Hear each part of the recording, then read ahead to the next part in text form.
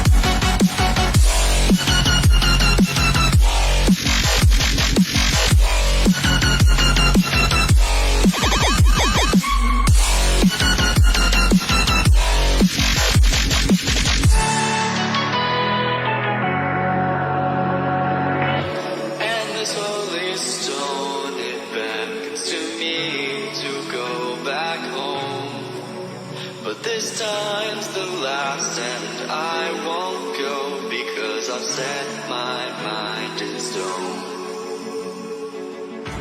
I will never leave your side, you'll be here all the while. For the sunset will arrive and oh no, there's no turning back now. So go on, oh go on. Go on and meet me in the light now. Go on, oh go on, go on and see the light. So go on, oh go on, go on.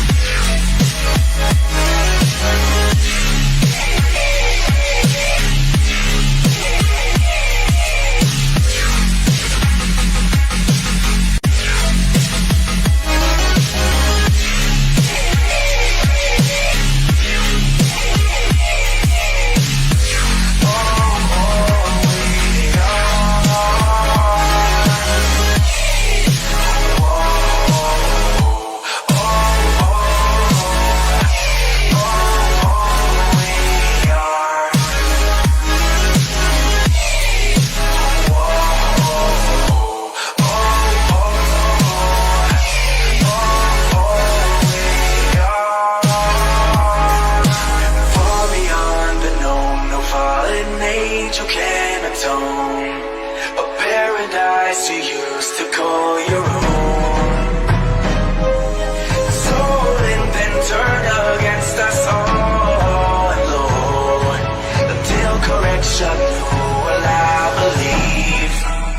When all I hear is lies, they have to know I won't comply. How can we remain so blind? Falling faster till we fly, and cease to resist from light. Then our enemies will die. Oh, we are ready for the deception.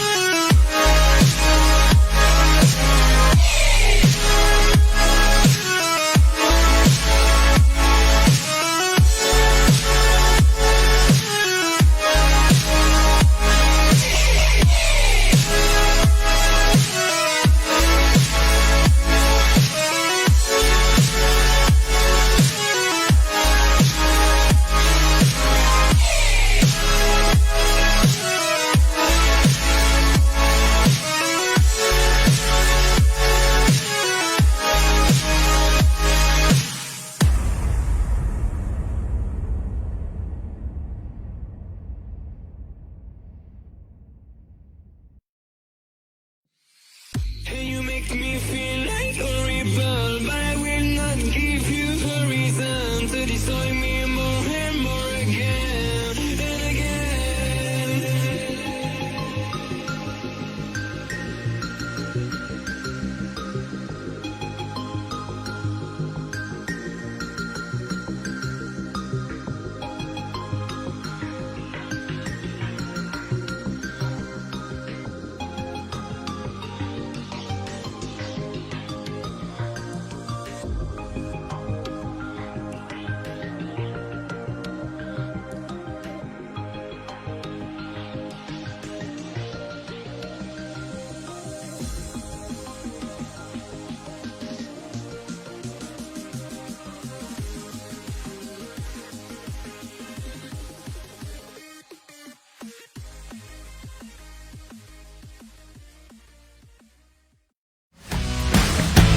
Audio Jungle.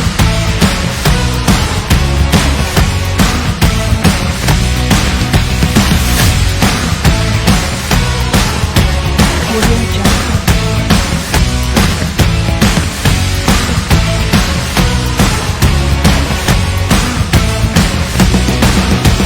Audio Jungle. Et voilà.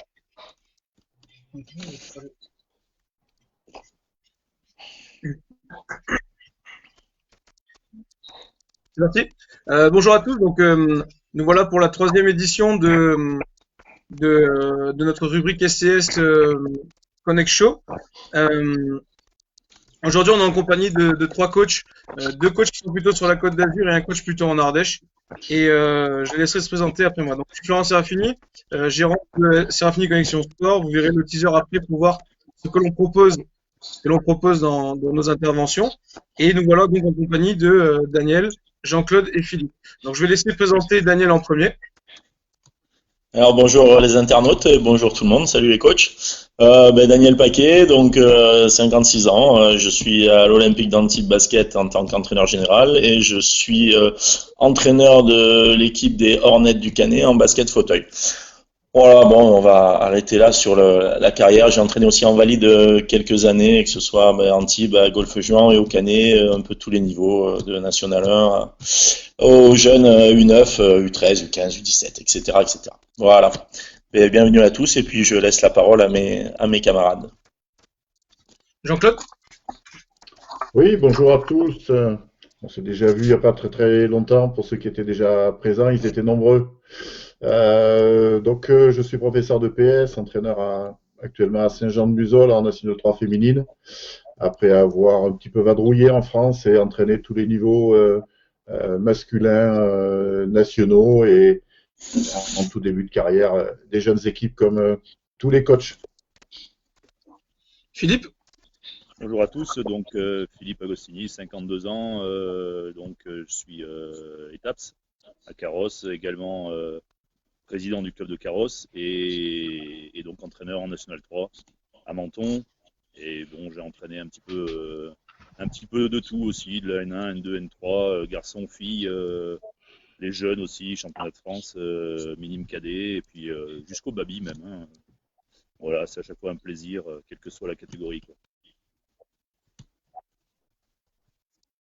Merci pour ces présentations. Avant de démarrer le live avec les questions que nous allons nous poser, tout à l'heure, vous avez pu voir sur votre côté droit de votre écran, il y a des affiches qui défilent et également les commentaires que vous poserez. Donc ça, c'est Kevin, notre technicien qui s'en occupe. Et n'hésitez pas à poser vos questions pour qu'on puisse vous y répondre en direct. Donc Kevin va lancer le teaser et on se retrouve juste après.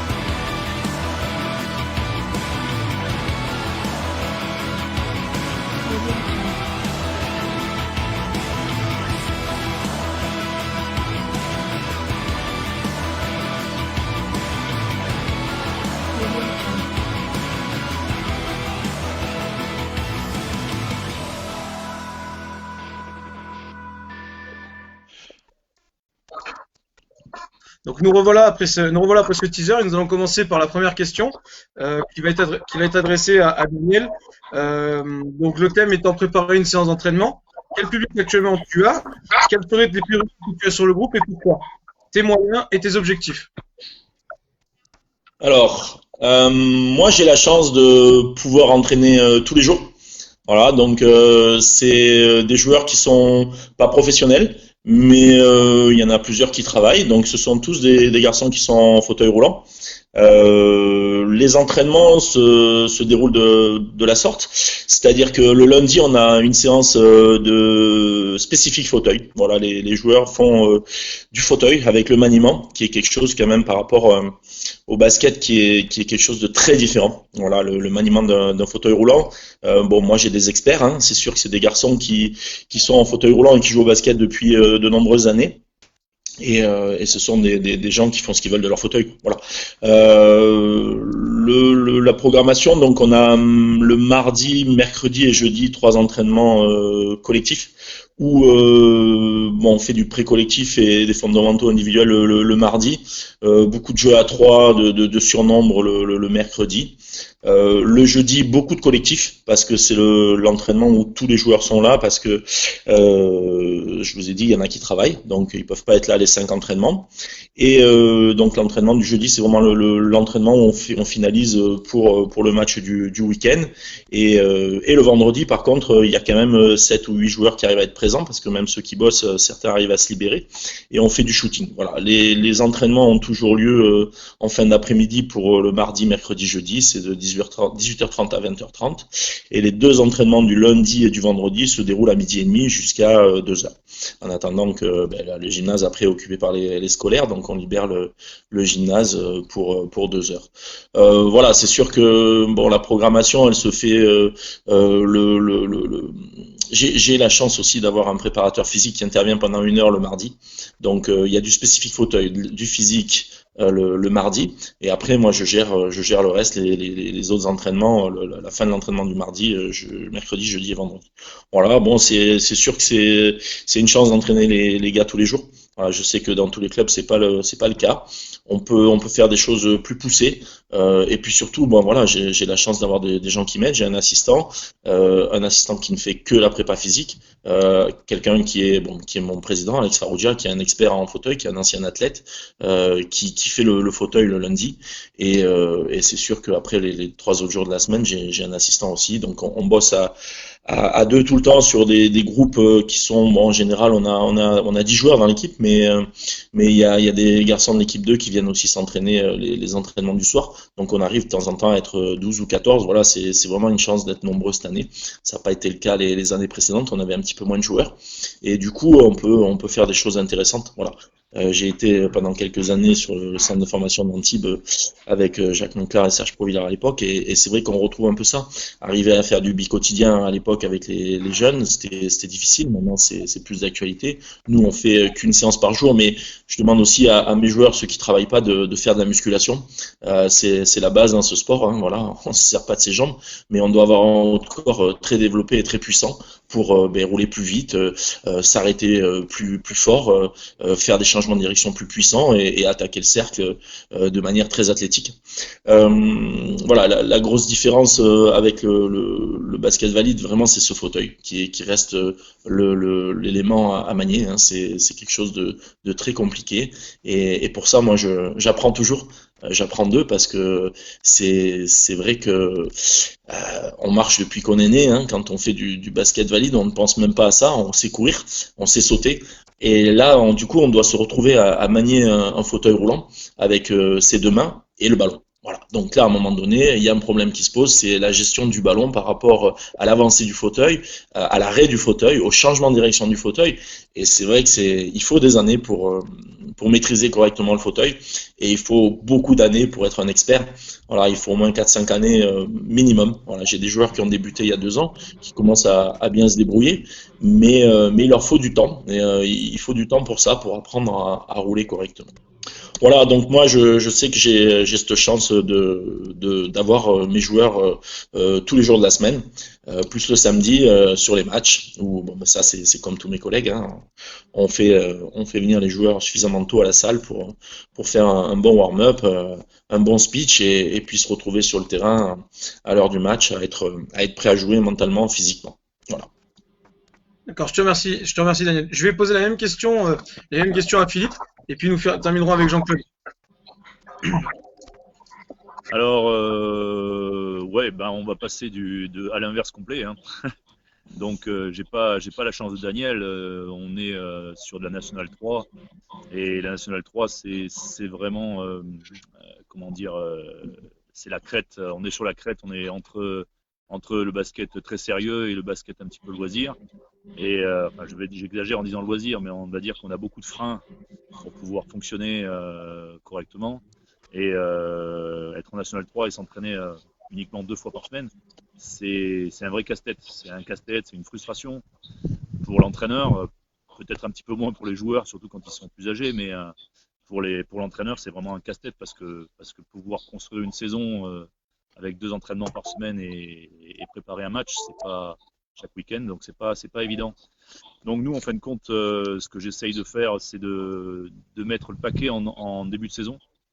On recommence très tôt, on reprend le 10 août généralement par un stage à la montagne, où on s'entraîne 3 fois par jour, et où là on essaye de tout mettre en fin de compte, aussi bien sûr la partie physique que la partie technico-tactique. On essaie de gagner du temps en fin de compte, où j'ai la chance par contre d'avoir à chaque fois toute mon équipe complète. Ça fait 2-3 ans qu'on le fait, on va à Super de Voluy et là j'ai à chaque fois eu l'équipe pratiquement au complet. Donc ça nous permettait de bien lancer la saison et on va dire que sur la première partie de saison, on va dire jusqu'au match aller, on construit et on est toujours en construction et dans la deuxième partie, on s'adapte véritablement à l'adversaire. Alors c'est embêtant parce qu'on on a toujours l'impression qu'on est en retard d'un train. Mais on est obligé de faire des impasses en fin de compte quand on a que 2 entraînements. On fait des choix, on fait des impasses et on essaye de tout mettre dans chaque séance pour qu'il n'y ait pas de manque. Donc ce que j'essaye de faire, c'est véritablement mettre un maximum d'intensité dans chaque entraînement. Je peux pas me permettre d'avoir un entraînement où je vais faire du travail par poste, où je suis tout seul, j'ai pas d'assistant. Hein. Donc où j'ai plutôt intérêt d'avoir tout le monde sous les yeux le plus souvent possible et mettre énormément d'intensité. Donc c'est-à-dire que j'arrête pas de répéter à mes gars que quand on s'entraîne que 2 fois, on n'a pas le droit déjà de rater l'entraînement, ça c'est clair. Mais également on n'a pas le droit d'être à 50%, quoi. On doit tout donner et si on n'est pas prêt à tout donner sur ces 2 entraînements-là, il faut qu'on revoie sa position pour aller jouer ailleurs, quoi. Mais donc voilà, c'est très compliqué d'être capable de placer de l'adresse, de la technique individuelle, de la prépa physique, du collectif, défensif, offensif, préparer son match du samedi par rapport au week-end. Voilà, donc comme je disais, on fait souvent des impasses, on fait des choix. Parfois ces choix sont payants, parfois ils le sont moins. C'est clair que une année, on a fait un choix de se dire bon, on va arrêter de se préparer par rapport à l'adversaire parce qu'on n'a pas le temps et on va bosser uniquement sur nos propres capacités, sur ce qu'on sait faire le mieux et pour qu'on soit inarrêtable dans un truc bien précis. Et ça avait super bien marché. Mais bon, c'est pas tous les ans pareil. Hein, ça dépend de ton effectif, ça dépend des qualités que tu peux avoir, des qualités offensives ou défensives de ton groupe, du QI basket du groupe. Donc c'est un casse-tête. La préparation des entraînements, c'est un casse-tête. C'est vrai que seul, c'est encore plus casse-tête. Mais ça reste passionnant. L'échec, même s'il est dur, reste passionnant dans l'envie de trouver la solution. Voilà, surtout si on a des gars qui sont motivés pour être avec leur coach et trouver la solution, bien sûr, parce que il y a des moments ou des saisons où tu as un groupe qui accroche pas, donc c'est plus compliqué. Mais voilà, c'est pas des conditions idéales. C'est sûr qu'en plus Menton, voilà, c'est la frontière italienne. Il n'y a pas beaucoup de Mentonnais, donc tout le monde a 45 minutes, 1 heure de route pour aller s'entraîner. Donc en plein hiver, quand on est à la Turbie et qu'on rentre dans un tunnel, il pleut et qu'on en sort, il y a le brouillard et la neige. Voilà, en hiver, on a un peu ces surprises-là. Mais voilà, ça reste un boulot de coach. Je dirais plus encore de coach dans tout, on va dire dans tous les états du coach, quoi. C'est pas uniquement le terrain. Voilà, il y a beaucoup de travail pour parler avec les joueurs individuellement, beaucoup de travail par téléphone avec certains, s'appuyer sur les capitaines, sur les anciens joueurs pour essayer de gérer un groupe, pour essayer de gérer des joueurs. Voilà, donc voilà un peu l'expérience de Menton. On rentrera peut-être plus dans les détails sur les prochaines questions. Voilà, Florian. Merci. Jean-Claude? Oui, moi je me rapproche un petit peu de Philippe. La règle générale, c'est d'avoir 2 entraînements par semaine avec une pré-saison où on essaye d'augmenter le nombre d'entraînements dans la préparation. Nous avons 2 entraînements le mercredi avec un entraînement qui est commun avec l'équipe 1 et l'équipe 2, ce qui nous assure systématiquement d'avoir un groupe avec un nombre de joueuses suffisante, mais aussi parfois un petit peu trop élevé. Et le vendredi, un entraînement qui est scindé équipe 1 et équipe 2. Compte tenu qu'on joue le dimanche, l'entraînement du vendredi est tout à fait possible. Donc j'ai un assistant. Alors en fait, ce que je retrouve justement sur les séances, et la problématique des séances, c'est que quand j'étais notamment sur Saint-Vallier ou dans un secteur pro, on avait l'impression qu'on n'avait jamais assez de séances, même si on en avait 6, 7, 8 par semaine. Il nous en manquait toujours une. Et le challenge de passer chez les filles à Saint-Jean-de-Museul, notamment après Saint-Vallier, où en un été, je suis passé de 8 entraînements par semaine à 2, ça a été ce que disait Philippe, c'était d'arriver entre guillemets à tout faire, ou en tout cas à faire l'essentiel. Et en fait, on a la même sensation avec les entraînements, c'est qu'il nous en manque toujours un ou deux pour aller au bout, mais je rassure tout le monde, quand on en a 8, on a toujours l'impression qu'on n'a pas assez fait dans la semaine et qu'il nous manque aussi quelque chose. Donc je crois que ce qui est important, c'est d'arriver à faire des choix et les bons choix, plus que automatiquement se baser sur la quantité d'entraînement. D'accord, merci Jean-Claude. On a une petite remarque de Didier Clément. Il faut arrêter Daniel, il peut parler pendant 3 jours avec des bonhommes qui rigolent. Donc, Salut Didier. il montre qu'il est présent, et c'est génial. Question suivante. Avez-vous des objectifs sur vos groupes qui sont imposés par la présidence, qui sont imposés par vous-même, ou est-ce que vous avez simplement des objectifs que vos mecs ou que vos filles vous mettent à vous? Philippe? Oui, alors il y a des objectifs, on va dire que les dirigeants nous mettent un objectif en début de saison. On essaye de voir toujours haut parce que on ne peut pas se permettre de voir faible, sinon on va se tirer vers le bas. Donc toujours viser au moins le podium. Donc, mais ces objectifs-là, ils sont variables. Il y a pas de, on est conscient aussi qu'en N3. Le niveau du championnat, on ne sait jamais trop ce qui va se passer en début de saison. En N3, là, la poule A, et ça fait quelques années, est d'un niveau très très fort. Donc c'est à la fois passionnant et à la fois frustrant de justement avoir que 2 entraînements. Mais oui, on a des objectifs, mais que bon, nous on s'est un petit peu planté en début de saison, donc les objectifs, on s'en est donné d'autres avec les joueurs. Donc le plus important, je serais tenté de dire, c'est les objectifs qu'on est capable de se donner avec les joueurs après pour redresser la barre. Et je pense qu'avec le petit reset qu'on a fait à Noël notamment pour essayer de redresser un petit peu ce qu'on avait manqué pendant les matchs allés, où on avait perdu des matchs de très peu, où on a eu beaucoup de blessés. Bon, les blessés, on les a eu à l'aller au retour pour les matchs aller et matchs retour, hein, puisque j'ai perdu 2 ou 3 joueurs pour la saison, donc des joueurs du 5 majeur, donc c'était pas évident. Mais en tout cas, tout le monde s'y est mis à la reprise après Noël pour pouvoir accéder à autre chose et rattraper un objectif que les joueurs et le coach se sont mis ensemble. Et ben, on était sur la bonne voie jusqu'à ce que ça s'arrête, quoi. Mais voilà, l'objectif c'était le top 5, on termine, on est 5e. Bon, bah, je pense qu'on aurait pu aller chercher la 4e place, mais on le saura jamais. Voilà. Le reset que vous avez effectué, il s'est matérialisé comment? Alors le reset, en fin de compte, c'est comme si on avait repris, comme si on reprenait un début de saison. On a changé certaines choses, on a amélioré.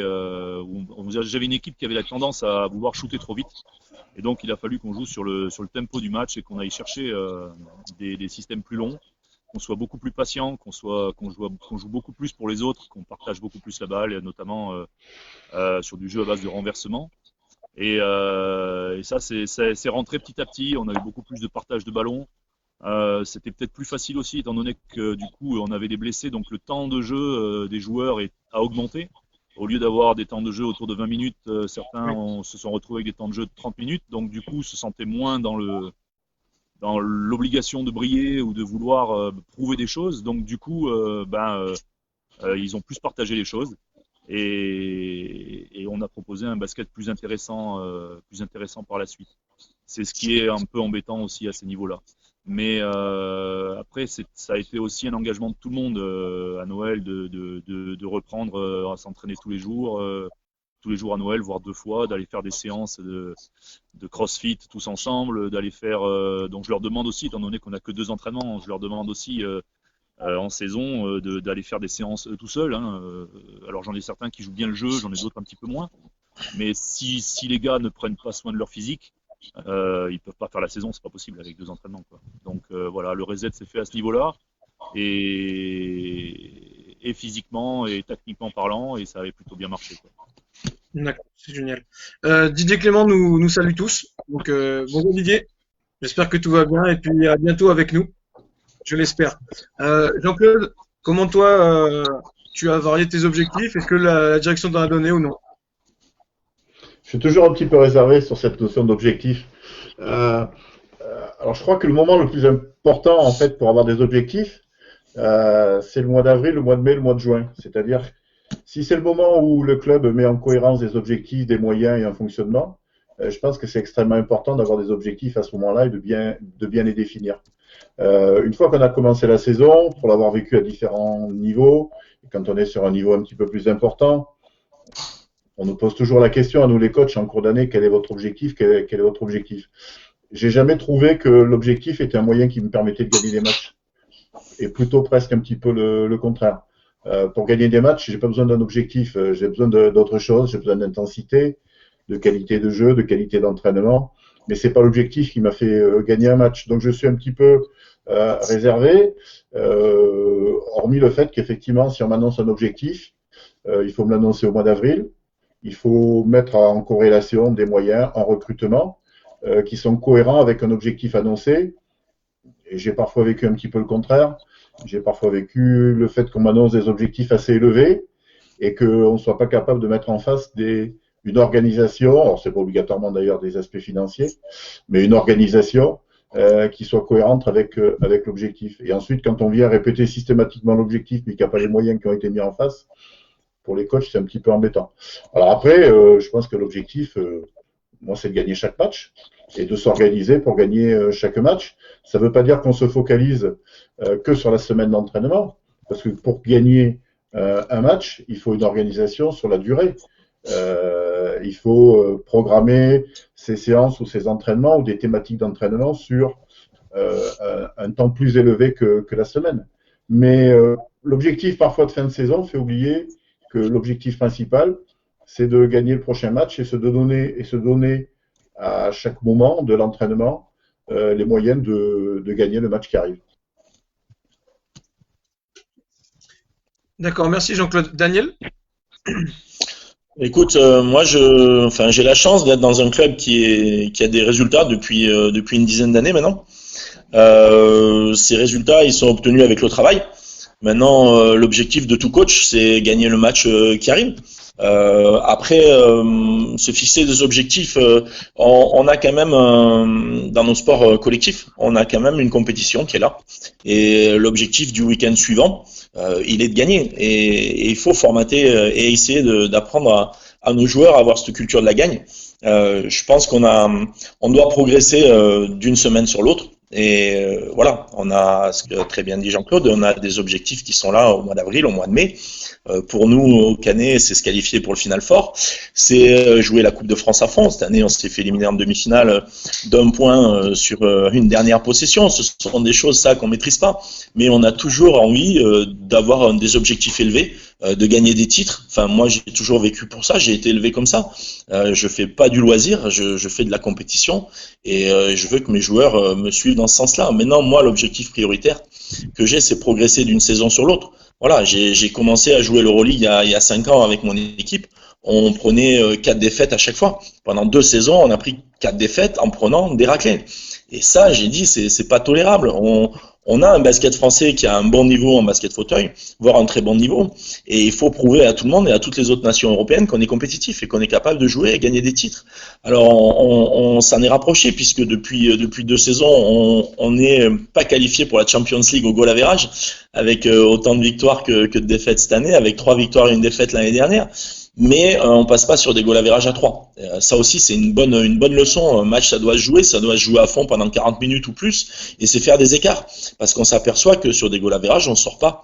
Et bon, voilà, moi j'ai un objectif, je l'ai dit à mon président, et je serai là tant que je n'aurai pas gagné la Champions League. Alors c'est un objectif très élevé, mais c'est ce qui nous fait avancer. Voilà, je sais que mon club progresse, je sais que mon équipe progresse, et voilà, gagner des titres, c'est aussi ce qui est important parce que à notre niveau, quand on va démarcher des sponsors et les pouvoirs publics, on a besoin de gagner des titres. Quand on se présente et qu'on a gagné une Coupe de France, un titre de champion de France, une Coupe d'Europe, ça a un vrai poids. Voilà, ça a un vrai poids, et quand on fait du haut niveau, on est obligé de passer par là. Voilà, donc l'objectif, c'est faire mieux d'une saison sur l'autre.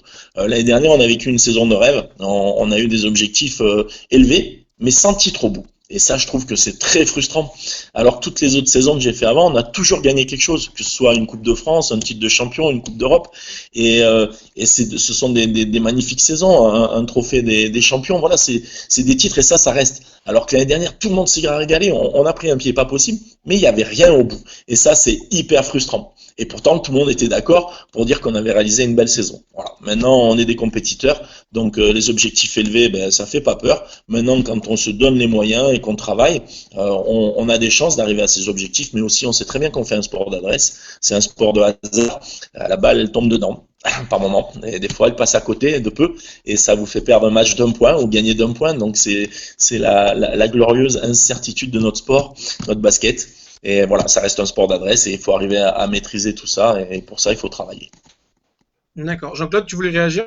Ouais, un petit mot. Non, non, j'ai parfois un peu l'impression que l'entourage, alors proche ou plus éloigné d'une équipe, a l'impression qu'on a des résultats parce qu'on a eu des objectifs.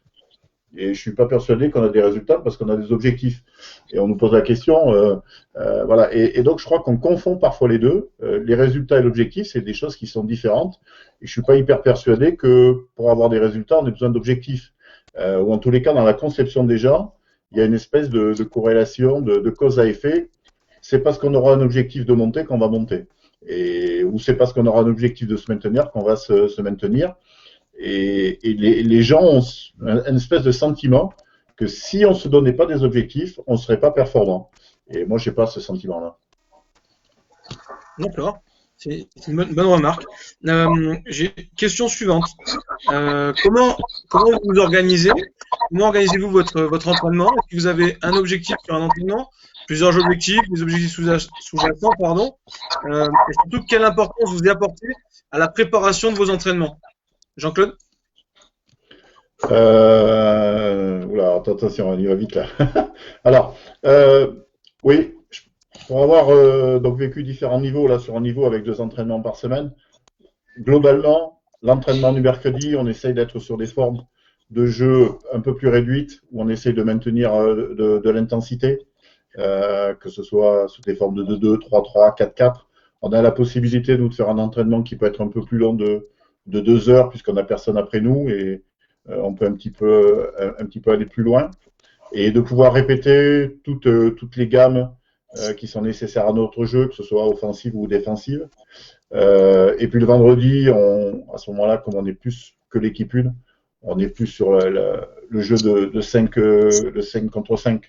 Globalement, on essaye de se répartir les 2 entraînements de cette manière-là, avec ce qu'on a parlé dans le dernier live, qui était d'inclure le maximum de la préparation physique à l'intérieur de l'entraînement sous des formes jouées, en essayant d'avoir des exercices basket un peu plus dédiés à la préparation physique.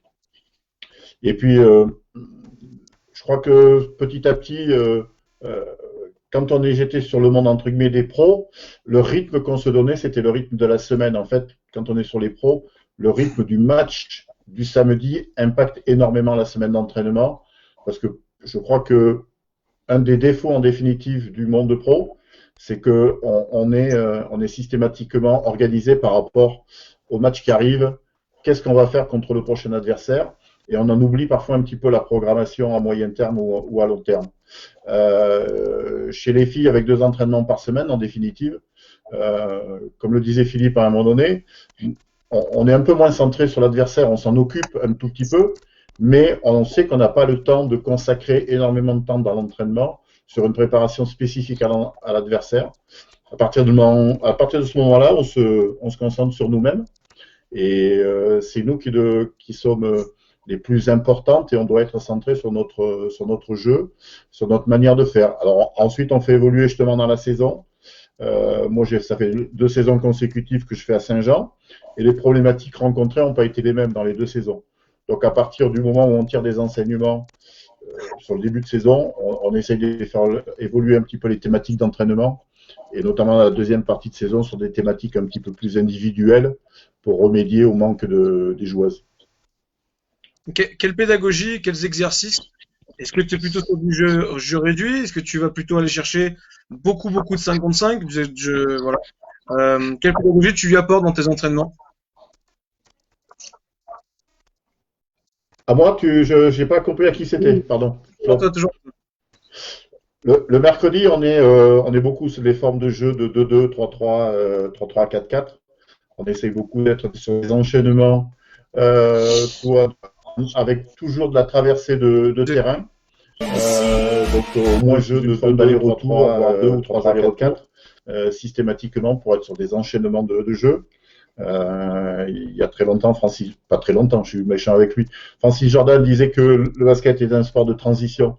Donc il faut qu'on soit dans ces transitions d'enchaînement attaque-défense. Et puis le vendredi, on se retrouve plus sur des formes de jeu 5 contre 5. Mais je crois que c'est important, et moi ce que j'ai la chance, c'est d'avoir un groupe qui est relativement stable d'une année sur l'autre. C'est de se rendre compte que justement par une certaine programmation, par une certaine répétition des manières de travailler, on arrive à obtenir des habitudes. Pour faire très très court, une année, on a eu beaucoup de changements de joueuses. Et en fin de saison, on a fait venir ces nouvelles joueuses et on a joué. Et on s'est aperçu qu'en fait, les anciennes avaient pris beaucoup d'habitudes, alors qu'on s'en était même pas rendu compte. Et ça avait été très très difficile pour les nouvelles joueuses de vite prendre le pli. Donc c'est vrai que le fait de pouvoir répéter sous des formes de jeu réduites, ça permet de prendre des habitudes sur les fondamentaux de jeu. Merci. Philippe, comment toi tu t'organises? Quelle importance tu apportes à ton organisation? Oui, bah, je rejoins complètement Jean-Claude. On est sur le même mode de fonctionnement. On n'a pas trop le choix, en fin de compte, hein. Comme je disais tout à l'heure, la première partie de saison, nous, la pré-saison est très, très, très importante parce que c'est là où on pose les bases et certaines choses sur lesquelles on ne pourra plus revenir. Donc, à partir du moment où on rentre dans la partie de saison, on va dire à partir de fin septembre, où on rentre plus qu'à 2 entraînements par semaine, nous, on s'entraîne le mardi et le jeudi. Depuis qu'on n'a plus de gardien, on en profite pour gratter quelques minutes, donc on s'entraîne 2 heures. J'ai la chance de pouvoir pousser mes joueurs jusqu'à 2 heures d'entraînement. C'est parfois fatigant pour certains, parfois pas assez pour d'autres, mais donc le mardi, nous, on est sur ça, on est sur beaucoup de jeux réduits, je suis beaucoup sur les duels en fin de compte parce que, comme disait Jean-Claude, comment pouvoir travailler le physique tout en restant dans le basket parce qu'on a que 2 entraînements, donc j'essaye véritablement de mettre tout ça sur des duels. Je travaille beaucoup sur du 1 contre 1, notamment le mardi. Beaucoup de 1 contre 1 parce que c'est 100% d'effort, ça implique le haut du corps, le bas du corps, c'est vraiment le b.a.-ba de l'effort physique pour le basketteur, le 1 contre 1. Et puis après, évidemment, la course sur du jeu réduit, sur du 2-2, du 3-3, du 4-4. On fait très peu de collectifs le mardi soir et on est véritablement sur une recherche d'intensité coupée par de l'adresse, éventuellement peut-être de temps en temps par du travail par poste. Et en fin d'entraînement, généralement, je commence à lancer la séance suivante, c'est-à-dire la séance du jeudi, où le mardi soir, je vais présenter un système sur lequel on va bosser jeudi. Pratiquement en fin d'entraînement, sachant que de toute façon, si je le place maintenant, il n'y a rien qui va en sortir. Donc juste pour gagner du temps du jeudi. Parce que le jeudi, on n'est que sur du collectif. À une époque, en début de saison, je faisais même venir des arbitres que je payais moi. Hein, je les prenais à Nice. Je prenais des arbitres, je les amenais avec moi et comme ça, je me déchargeais complètement de l'arbitrage parce que ça aussi, c'est lourd à gérer l'arbitrage à l'entraînement. Et donc, je pouvais me concentrer uniquement sur les applications de ce que je demande le jeudi sur le collectif. La plus grande frustration que j'ai le jeudi, c'est qu'en fin de compte, à chaque fois que je veux inclure une nouveauté, un nouvel apprentissage, un nouveau système, une adaptation sur l'adversaire ou quoi que ce soit, c'est quelque chose qui plaît pas toujours aux joueurs. Les joueurs, ils savent que le jeudi, ils ont du jeu, ils sont contents et tout, et ça les gonfle un peu que l'entraîneur arrive pour leur donner encore des biscuits à apprendre, même en fin de saison. Et souvent, du coup, ça me casse le rythme de l'entraînement. Et ça, c'est pénible. Alors, à chaque fois, se poser la question à quel moment je vais mettre cette information-là, à quel moment on va la travailler, de quelle manière pour ne pas casser le rythme de l'entraînement. Parce que c'est le plus important. On ne peut pas se permettre avec 2 entraînements de ne pas d'avoir un entraînement sans rythme. On ne peut pas avoir. Et bon, alors parfois on s'entraîne de manière fabuleuse la semaine et puis on fait un match pourri le samedi et on ne sait pas pourquoi. Et parfois on est nul, mais nul complet toute la semaine et on fait un match fantastique.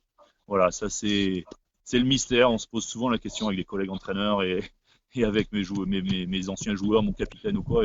On ne sait jamais pourquoi. Des fois, on est catastrophique à l'entraînement et on est fantastique en match, ou l'inverse. C'est toujours un peu la surprise. Voilà.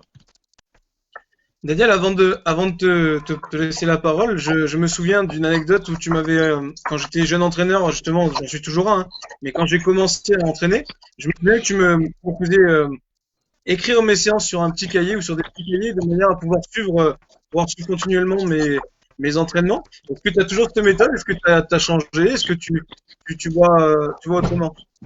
Non, du tout. Moi, je pense que voilà, un entraîneur se doit de préparer ses séances, même si une séance évolue. Effectivement, on le sait très bien. On prépare des choses et à un moment donné, on s'adapte, on fait autre chose. Moi, la première des choses où je dois m'adapter, c'est le nombre de joueurs. Bon, des gens sont en situation de handicap et parfois ont des maladies ou des problèmes physiques qui font qu'ils sont cloués chez eux au lit avec des infections urinaires, avec des escarres, des choses qui n'existent pas en valide. Donc au dernier moment, je peux être privé d'un, deux, trois joueurs. Donc quand j'ai prévu une séance, à un moment donné, je vais m'adapter. Mais oui, c'est sûr, je demande à tous mes entraîneurs en type de préparer. Alors maintenant, il y a différentes façons de préparer un entraînement. Il y a des gens qui le préparent très bien dans leur tête. Moi, j'aime bien que ce soit marqué quelque part. Il y a des tablettes, hein, il y a des choses modernes au niveau informatique. Moi, j'aime bien encore le papier. J'aime bien préparer mes séances. Je l'ai toujours fait. Et j'ai tous mes cahiers. Alors, j'ai déménagé il n'y a pas longtemps et à mon grand désespoir, je me suis débarrassé de beaucoup de cahiers. Mais j'avais tout depuis que j'ai commencé à entraîner en 84. Voilà, j'avais tous mes cahiers d'entraînement, toutes mes stats. Je gardais tout ça précieusement et ça me sert de temps en temps. Voilà, je ressors des choses ou des placements ou des systèmes. Et c'est vrai que dans une saison, faire un débriefing de son match, le faire par écrit, le faire à ses joueurs, noter ses séances, même si je mets non fait à un moment donné, ou je mets évolué, ou je change sur mon cahier l'exercice qui était prévu en 4 contre 3, retour 3 contre 2, mais ce jour-là j'avais que 6 joueurs, donc je me suis adapté. Mais j'aime beaucoup, oui, préparer mes séances. Et je demande à mes coachs de préparer leurs séances. C'est la base. On ne peut pas se rappeler de tout ce qu'on a fait, même si effectivement on a des échéances tous les samedis et on va adapter ses entraînements par rapport à ce qu'on a fait de bien ou de mal le samedi suivant. Maintenant, moi aussi, comme mes collègues, j'aime bien m'occuper de mon équipe. Travailler beaucoup sur l'adversaire, on peut le faire quand on a des moyens différents. C'est sûr, des gens qui vont vous préparer vos vidéos et tout, mais là je pense qu'on est tous pareils, on bosse, on est étapes pour deux, on est prof de PS pour Jean-Claude. C'est sûr qu'on n'a pas le temps nécessaire comme dans le monde pro où on peut vraiment préparer des grosses séances de vidéo, même si la vidéo, on sait que l'attention des joueurs elle est soutenue un certain temps et pas beaucoup et pas très longtemps, mais on peut préparer des choses précises sur les systèmes de l'adversaire, sur les points forts des joueurs adverses. Alors que là, quand on est sur ce niveau semi-amateur, semi-pro, moi j'ai pas le temps nécessaire pour préparer des grosses séances vidéo. Après, tous nos matchs sont filmés, donc mes joueurs les voient, les revoient. Je leur demande de revoir certaines situations, mais c'est vrai que c'est un des petits manques que j'ai, alors que on le faisait à l'époque avec le centre de formation Antibes, préparer des séances vidéo, montrer aux joueurs les forces et les faiblesses de l'adversaire. Voilà, mais la préparation papier est quelque chose ou tablette est quelque chose d'important pour moi. La petite anecdote, c'est que j'ai toujours mes cahiers et je continue toujours d'écrire au papier, grâce à toi, notamment. Et tu sais que c'est une chose, au début, je notais les prénoms de mes joueurs. Et depuis, je note toujours le nom de famille. Parce que je m'aperçois qu'avec le temps, il y a des gens qui t'ont marqué. Il y en a qui te marquent plus que d'autres, n'est-ce pas? Mais de temps en temps, on oublie avec le temps les joueurs. Là, je sais que comme tout le monde a beaucoup de temps en ce moment, on remet sur Facebook des vieilles photos. Et ça fait super plaisir. Mais de temps en temps, on se dit, mais qui c'était celui-là? Qui c'était? Alors, on se rappelle plus. Donc, c'est pour ça que je note les prénoms de mes joueurs, mais je note le nom de famille aussi à côté, parce que c'est vrai qu'on peut oublier avec le temps. Et quand on retrouve des documents, c'est sympa de se rappeler de tout le monde, pas simplement le très bon joueur ou le pénible qui nous a marqué plus que d'autres. Ça, c'est sûr. Nous avons une question de Didier. Comment gérez-vous le temps dit d'échauffement de vos séances? Quel contenu, quelle durée et quelles intentions ou objectifs? Jean-Claude, par exemple? Oui. Alors déjà, il n'y a rien qui m'énerve plus qu'un échauffement sans ballon, donc j'essaie de plus en faire parce que quand on n'a que 2 entraînements par semaine, et je le dis parce que peut-être on aura comme entraîneur qui nous écoute des entraîneurs d'équipe de jeunes, je vois de temps en temps encore des gamins qui courent au cours d'un terrain pour s'échauffer sans ballon. Donc ça m'énerve un petit peu. Je crois que quand on a que 2 séances par semaine, il faut qu'on ait le ballon tout le temps en main. Voilà. Donc j'essaye toujours d'avoir une thématique dans l'échauffement, technique, généralement. Après, au gré un petit peu de sentiment aussi qu'on a par rapport au moral de l'équipe, j'ai quelques échauffements qui sont des échauffements un peu plus ludiques, parce que je sens peut-être que les joueuses ont besoin de se changer un petit peu la tête, ou des entraînements, des échauffements un petit peu plus basés sur la concentration. Voilà, après ça c'est nos petits trucs d'entraîneur. Mais en tous les cas, l'échauffement c'est utile et ça fait partie de l'entraînement.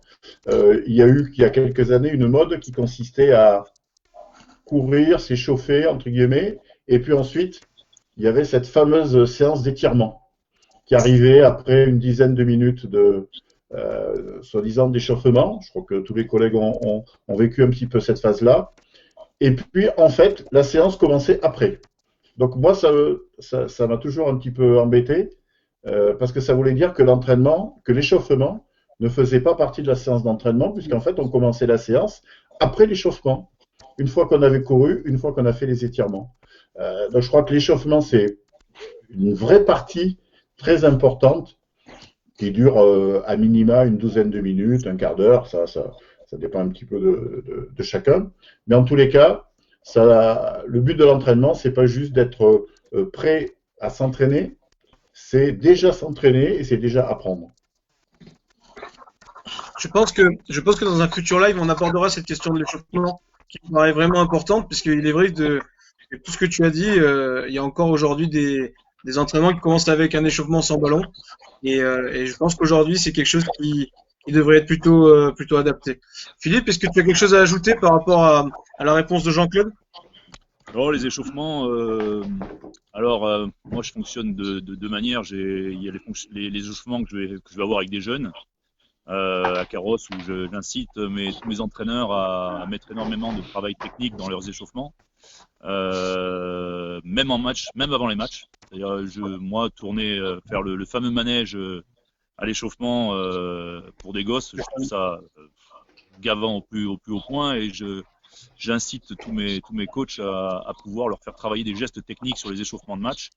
Voilà, c'est pour moi, chez les jeunes, l'échauffement, il est hyper important. Et comme disait Jean-Claude, l'échauffement fait partie de l'entraînement. C'est pas juste une chose à part. Et d'autant plus chez les jeunes, parce qu'il y a plein de choses à faire passer dans l'échauffement sur des gestes techniques, plutôt que de uniquement s'échauffer pour être prêt à jouer. Il y a bien d'autres choses à faire. Après, au niveau des seniors et de la N3, c'est plus compliqué parce que on est toujours sur cette problématique de temps, problématique d'âge de certains joueurs par rapport à d'autres, problématique du passé de certains joueurs, de ceux qui ont des bobos, ceux qui en ont pas, ceux qui ont l'habitude de s'étirer, ceux qui n'ont pas l'habitude. Donc, moi, comme Jean-Claude, je suis pas un partisan des étirements en début de séance, mais plutôt en fin. Mais par contre, j'ai des joueurs qui en ont besoin. Moi, j'ai un joueur qui a 47 ans dans mon équipe. Il est surprenant. Hein. Tu penserais, tu le vois, tu penses qu'il est à 25 ans. Hein. Mais par contre, s'il n'a pas sa séance d'étirement, il peut pas démarrer, quoi. Donc, généralement, je donne toujours 5 petites minutes où chacun fait sa petite routine. Ils vont à droite à gauche, ils font chacun leur routine, et au bout d'un moment, boum, c'est moi qui prend en charge. Où là, je gradue l'intensité de l'échauffement pour arriver à être prêt. Et hélas, justement, après cette montée en graduation, cette montée en intensité, je suis obligé d'avoir cette petite coupure parce que j'ai quelques joueurs qui ont besoin de faire des assouplissements, des étirements, etc. Donc voilà, mais c'est probablement dû au niveau, quoi. Daniel, veux-tu rebondir sur cette question? Parce que toi, tu as la double casquette, tu as la casquette du basket valide et du basket fauteuil.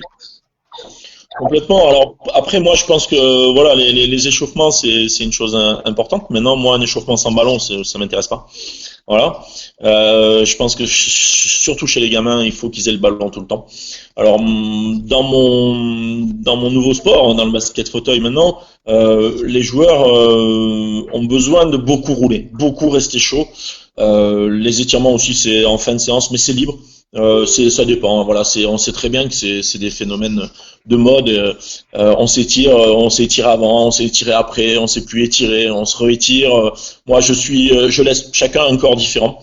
Il y en a qui ont besoin de certaines choses. Moi, j'ai des joueurs qui étaient internationaux cet été, ils sont revenus de l'équipe de France, c'est fini, on s'étire plus. Bon, je leur ai dit, si vous voulez plus vous étirez plus. Mais par contre, effectivement, moi, les gars qui sont en fauteuil, pas s'étirer les épaules et les bras, c'est leur outil de vie. Hein. Ils vont être sur leur fauteuil toute leur vie, ils vont pousser leur fauteuil toute leur vie. Et si c'est pour finir perclus d'arthrite et de plus arriver à bouger, à se déplacer et finir sa vie sur un fauteuil électrique, je veux dire, ton corps, c'est ton outil de travail, mais c'est ton outil de vie. Et il faut vraiment l'entretenir et bien, pas laisser arriver les tendinites, pas laisser arriver les bobos. Et je pense que la phase d'étirement est une phase importante en basket fauteuil en fin de séance. On fait beaucoup d'élastique aussi pour assouplir et travailler aussi musculairement les bras et les épaules. Hein, c'est vraiment très très important. Après moi, mes échauffements tout au long de la semaine, j'essaie de varier. Je fais des circuits de dribble, je fais du maniement de ballon, je fais des échauffements libres. Ça va d'un côté sur l'autre avec des 3 minutes de lay-up, 3 minutes de 2 points, 3 minutes de 3 points. Faire du travail côté gauche exclusivement. Je commence aussi par des petits jeux doux, marquer des positions, du 3-3 d'un côté, de l'autre. Je fais des 6 contre 6 tout terrain. Je fais que jouer main gauche, que jouer main droite. Enfin bref, faut essayer de varier. Après, ce que je dis, voilà, un entraîneur, il faut qu'il varie ses séances. Même si on retombe sur des exercices de base, des exercices qu'on aime bien, qu'on maîtrise bien, et que les joueurs maîtrisent bien et qui mettent de l'intensité.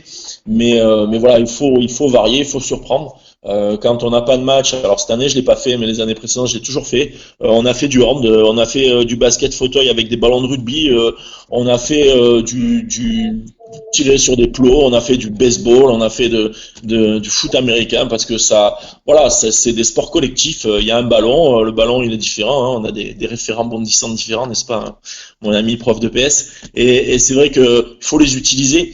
Ça reste du collectif. Moi, faire de l'ultimate en fauteuil, c'est génial, quoi. C'est un truc.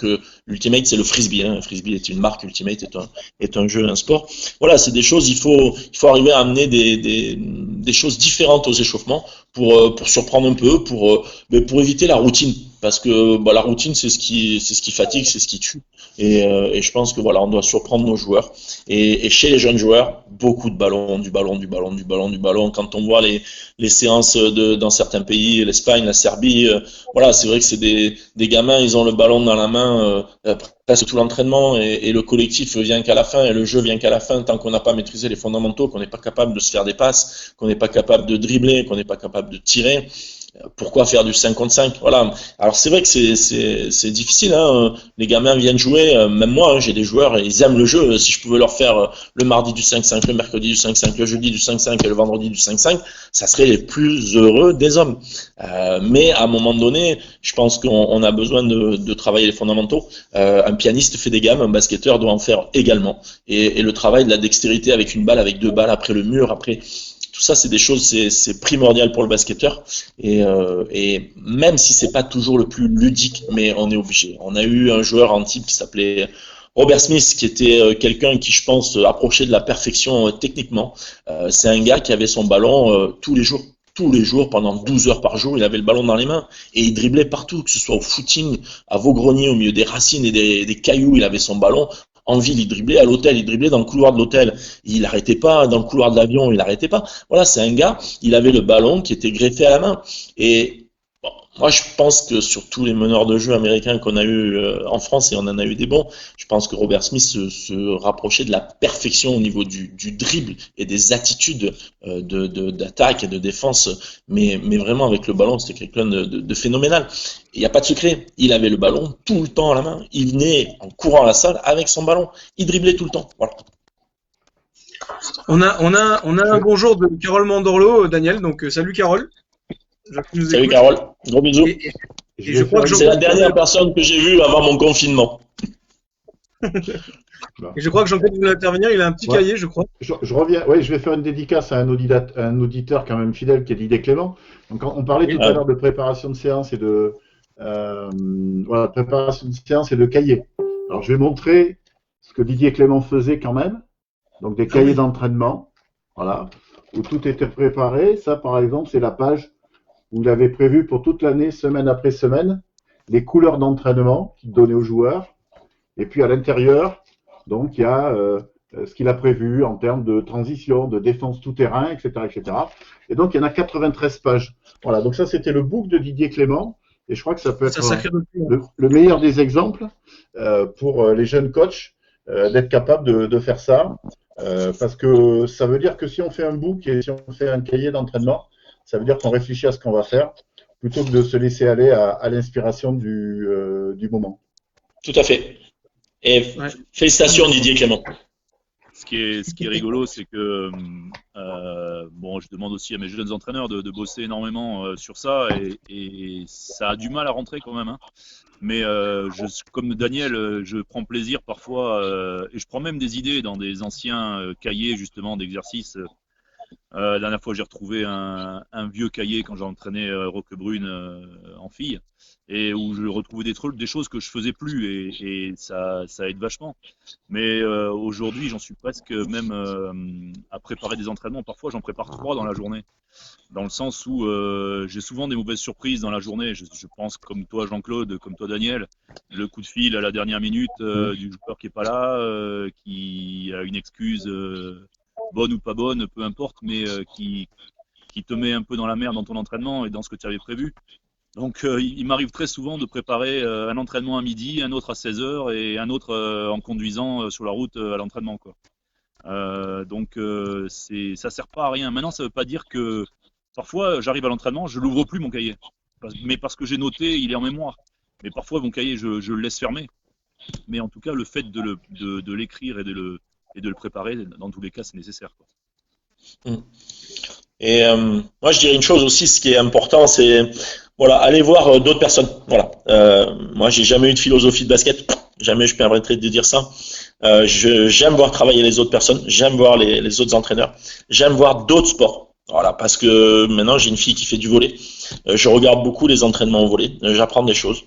J'ai appris du hand à l'époque. Ma femme jouait au hand. C'est des sports collectifs. Mon fils a fait du foot longtemps. J'ai vu des exercices. Je suis allé voir du rugby.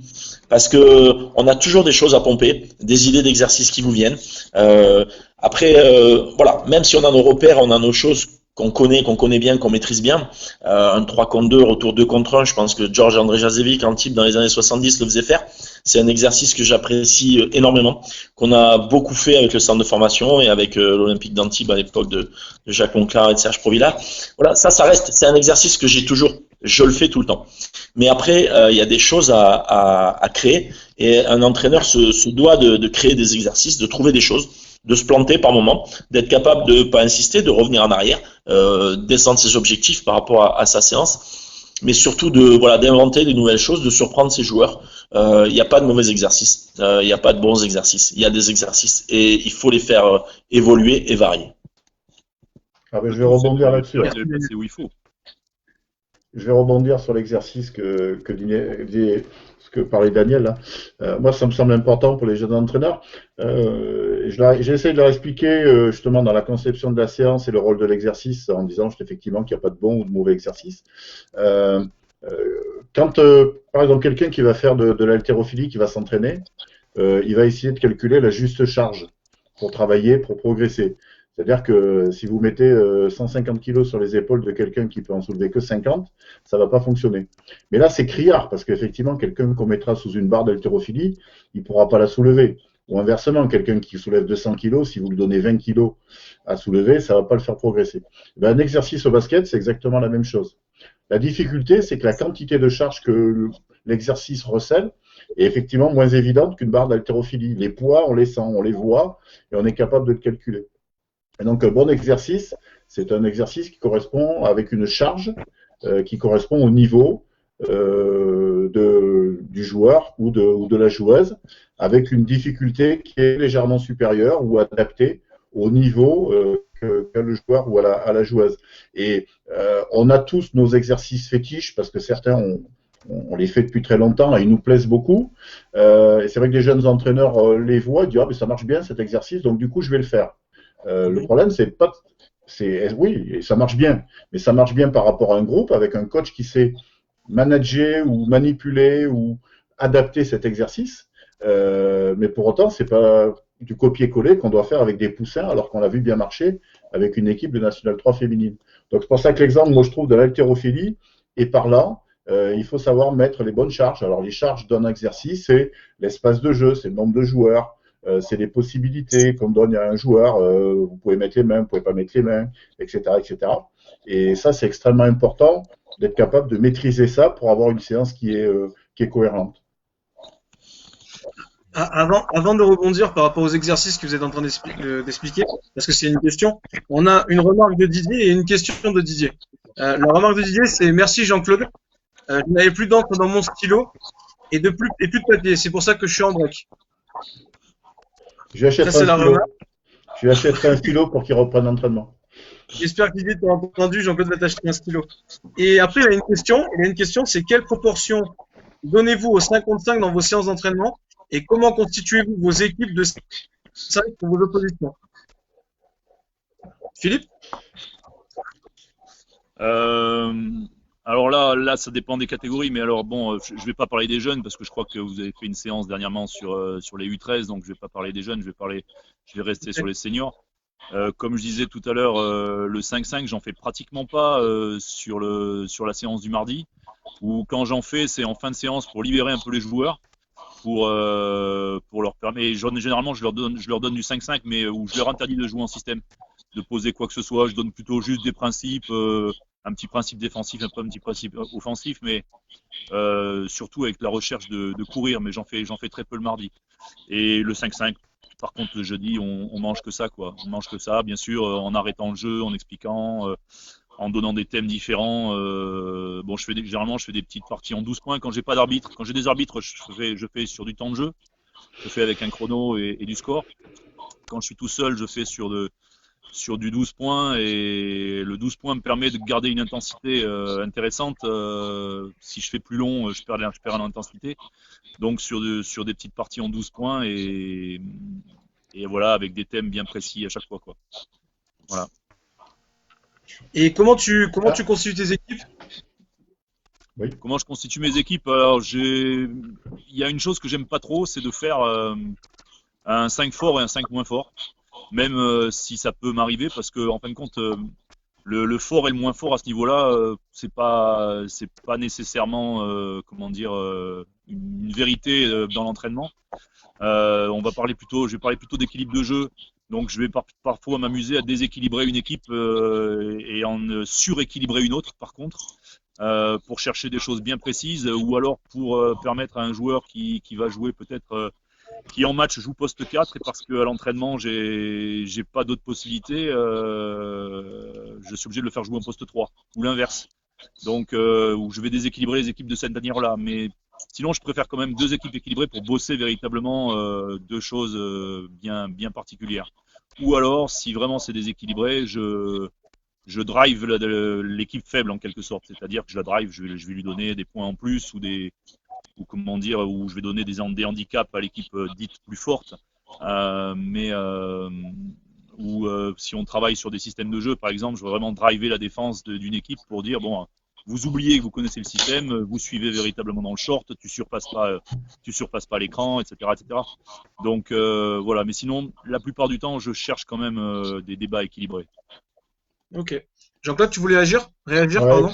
Oui, parce que alors déjà, on a tous eu ce genre de séance où on fait a priori le 5 majeur qui va débuter le match et qu'on estime le plus fort, et qui est battu à plat de couture par l'équipe qui est a priori un petit peu plus faible.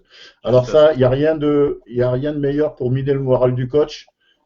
Normalement, c'est ce 5-là qui devrait gagner le match, et en définitive, il prend 20 points contre le deuxième 5 de l'entraînement, donc ça, c'est très compliqué. Bon, voilà. Alors moi, j'ai eu une petite expérience. J'ai eu, quand j'étais en national de OBCNA, un assistant qui était fort en informatique, et en fait, il avait créé un petit logiciel. Pendant les matchs, alors actuellement, on a cette stat du joueur et le plus et le moins. Vous savez, le joueur, sur le temps où il est sur le terrain, il est à plus 15 ou moins 15. Bon. Et là, cet assistant, en fait, avait fait un petit logiciel. Il prenait tous les changements en jeu avec les scores.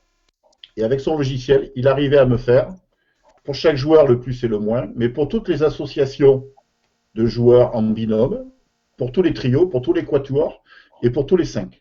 Donc j'avais à la fin du match, je pouvais par exemple voir quand mes deux intérieurs étaient ensemble, ce que cette association de deux joueurs avait fait. Mais ce que je me suis aperçu dans le 5, c'est qu'en définitive, j'utilisais entre 10 et 15, 5 associations de joueurs dans le match. Et donc, je me suis posé la question de l'entraînement, c'est-à-dire, en fait, dans mon entraînement, quand je fais un 5 contre un autre et qu'éventuellement je varie une deuxième fois, j'ai une douzaine de 5 que j'utilise en match que je ne mets jamais en place dans l'entraînement. Donc ça, c'est une interrogation et j'ai pas résolu le problème parce que en fait, on utilise énormément dans le match de 5 différents de joueurs qu'on ne fait jamais dans l'entraînement. Voilà. Et l'utilisation du 5 qu'on pourrait dire majeur, en fait, dans un match, représente pas une majorité de minutes, mais plutôt une minorité de minutes, quantitativement. D'ailleurs que le 5 majeur ne fait jamais plus de 20 minutes dans le match. En tous les cas, quand j'étais en National 2. Voilà. Après, effectivement, je pense que ça dépend un petit peu des groupes aussi. Moi, cette année, j'ai la chance d'avoir une équipe fille avec 9 joueuses qui sont très proches de niveau.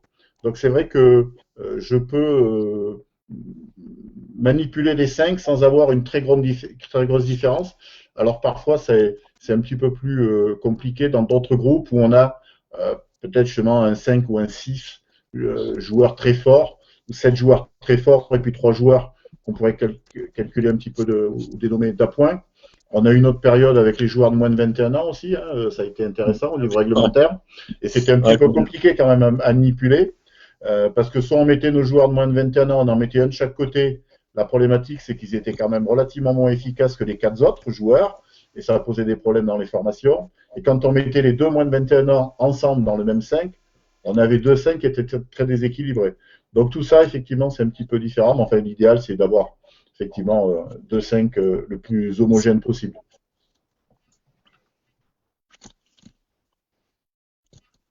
Florian nous a quittés. Non, il n'est plus avec nous. Ah, mais là, il est bloqué, Florian. Bon. Moi, je vais prendre le relais sur le 5-5. C'est vrai que le 5-5 fait partie du basket intégrante et il en faut. Mais tant qu'on n'est pas capable de jouer sur du jeu réduit en 3 contre 3, en 2 contre 2, c'est sûr que c'est plus difficile de Merci faire du Jean-Claude. 5. Nous allons aborder maintenant la question. Ah, Florian est revenu, mais pas à l'image. Ouais. Donc, moi, par contre, le petit souci que j'ai par rapport à mon basket fauteuil, c'est que j'ai des joueurs qui ont un nombre de points et je ne peux pas manager et coacher librement. Je suis obligé de faire rentrer et sortir des joueurs pour ne pas dépasser un nombre de points qui m'est imposé par le règlement, qui est de 14 points et demi en championnat de France et en championnat d'Europe. Après, en équipe nationale, c'est différent. Les équipes nationales jouent à 14 points. Donc, mes joueurs, en fonction de leur handicap, ont des points. De 4 points et demi pour les moins handicapés à 1 point pour les handicapés. Et du coup, quand je fais mes 5, même à l'entraînement, il faut que je tienne compte de ça. Je peux pas mettre un 5 à 18 points. Déjà, 1, c'est interdit, et 2, ça voudrait dire que mon autre 5 est beaucoup plus faible et il n'y aurait pas d'intérêt. Maintenant, effectivement, pour certains joueurs, il est important de faire travailler le 5 majeur. C'est quelque chose dans le basket fauteuil qui revient souvent.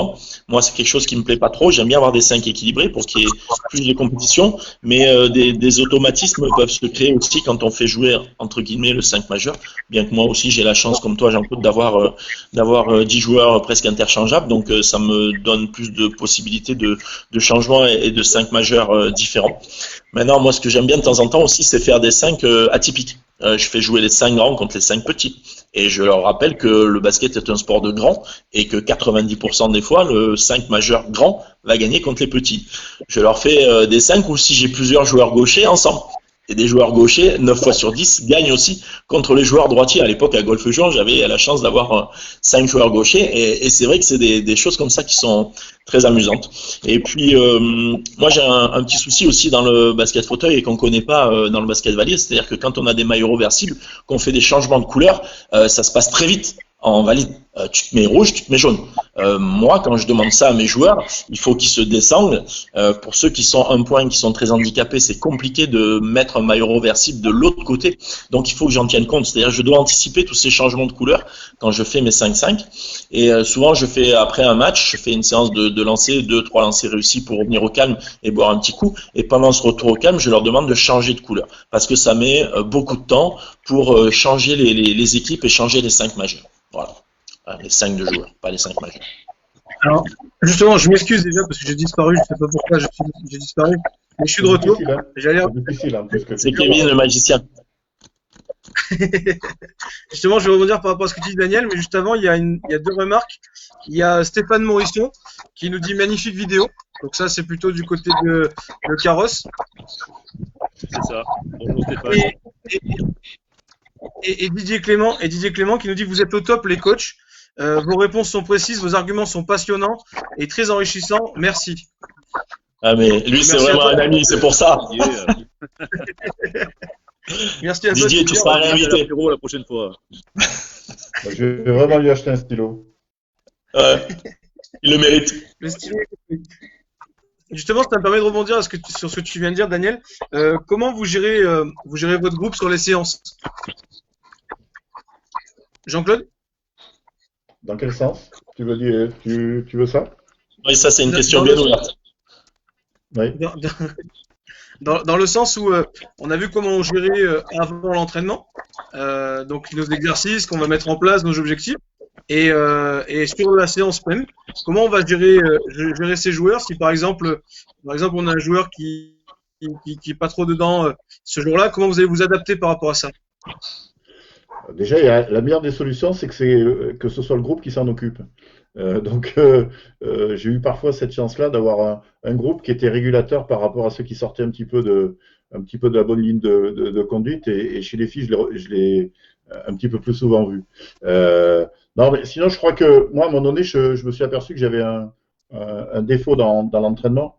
C'était qu'en fait, je m'adressais beaucoup trop au groupe tout le temps, y compris quand je voulais faire passer des messages individuels. Et ça, je pense qu'on passe des fois un peu par ce créneau-là. Et le fait d'avoir des interventions un petit peu plus directes, voire intimes presque, en tous les cas très rapprochées, qui sont pas sur des tons où on vocifère, c'est important parce que ça permet d'avoir quelque chose de plus précis et de remettre les joueuses sur la bonne voie plutôt que. Alors à des moments donnés, c'est le groupe qui part en live, hein. Donc du coup, il y a besoin que le coach reprenne l'affaire en main. Mais je pense que les interventions individuelles, y compris justement coordonnées avec un assistant qui peut aussi intervenir sur des points techniques précis, c'est quelque chose d'important. Voilà, globalement, parce que la question est très très large. Alors on pourrait aller dans plein de directions. Et puis tout à l'heure, on reviendra sur peut-être quelque chose, Flo, comme ça fera partie d'une question. C'est sur la durée des exercices. J'ai une petite exemple à donner. Voilà. D'accord, ben on va revenir là-dessus juste après les réactions de Daniel et Philippe. Didier, par contre, nous dit non, l'amitié n'a rien à voir. Voilà. Philippe, tu peux réagir par rapport à la question de la gestion d'un groupe? La gestion du groupe à l'entraînement, c'est très fluctuant et on va dire que généralement, je sais pas pour mes collègues, mais dès l'échauffement, souvent on se rend compte si ça va être une séance compliquée ou si ça va être une séance cool. Enfin, cool dans le sens où ça va aller, ça va se donner et on va arriver à notre objectif de séance. Il arrive que dès l'échauffement, on se dit wow, ça va être dur, on va ramer. Et là, tout d'un coup, on change tout, on change son entraînement, on change ses exercices, on se dit bon allez, je vais placer 2 exercices peut-être un petit peu rigolos pour essayer de les récupérer et pour voir si je peux les récupérer jusqu'à la fin de la séance pour aller sur mon objectif de séance. D'autres fois, ça part complètement en live. Alors ça peut être le groupe qui part en live. Là, il y a si au bout de plusieurs relances, tu n'y arrives toujours pas, il n'y a plus qu'à laisser tomber, à se dire bon le seul bénéfice de la séance, ça aurait été qu'au moins ils ont couru. Et puis parfois ça va être des pétages de plomb individuels.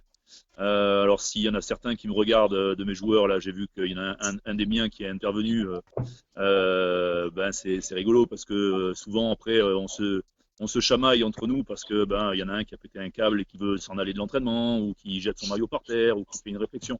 Après, ça reste des moments qu'on partage et on rigole dessus et les joueurs rigolent dessus. Alors parfois, quand ça part un peu à tout va, j'ai un peu mon capitaine qui de temps en temps met la main à la pâte pour m'aider un peu là-dessus. Et puis après, ce qui est compliqué, c'est qu'on sait aussi que parfois, il vaut mieux ne pas intervenir pour éviter de faire péter tout l'entraînement.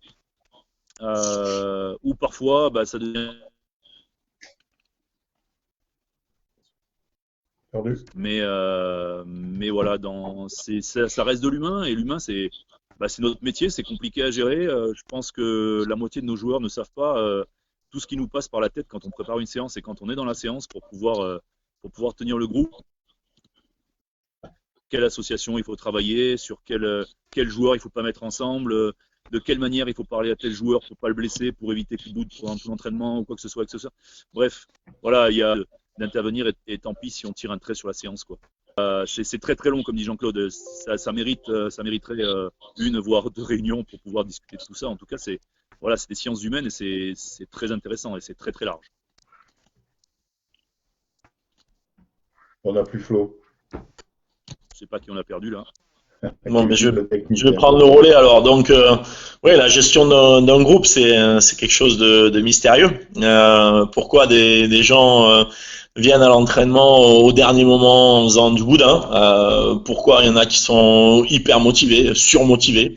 Il y a des joueurs qui sont des pattes en dehors du terrain, qui quand ils mettent pour moi maintenant une roue sur le terrain, ça devient des caractériels qui sont très compliqués à gérer.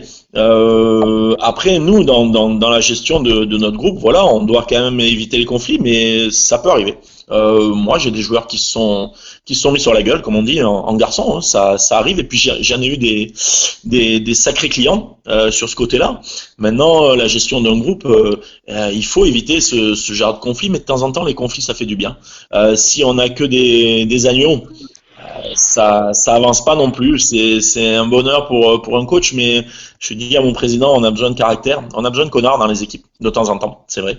On a besoin de gros connards qui ont des caractères de cochons, mais qui vont amener le groupe, qui vont prendre des responsabilités dans des moments chauds sur des matchs importants. Et c'est vrai que j'en ai eu.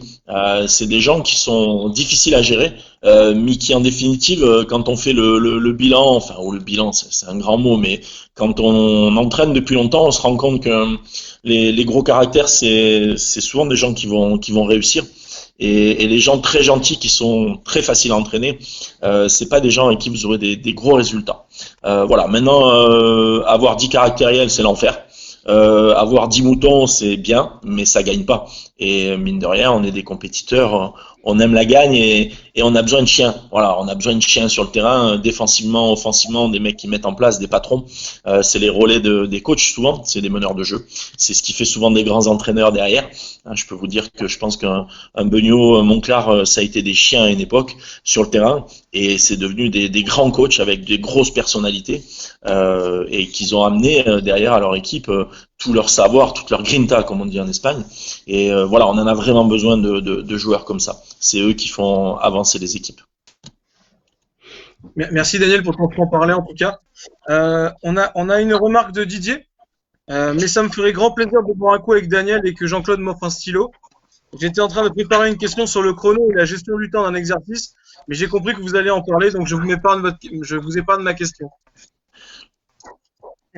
Oui, alors comme j'ai lancé l'affaire, je vais y aller. Oui, alors je vais. En fait, moi j'ai débuté quand j'étais assistant à Berck, dans les années 90, donc c'était un autre siècle. Dans tous les cas, j'ai eu la chance d'être assistant d'un coach qui malheureusement est décédé, Jean-Pierre Baldwin.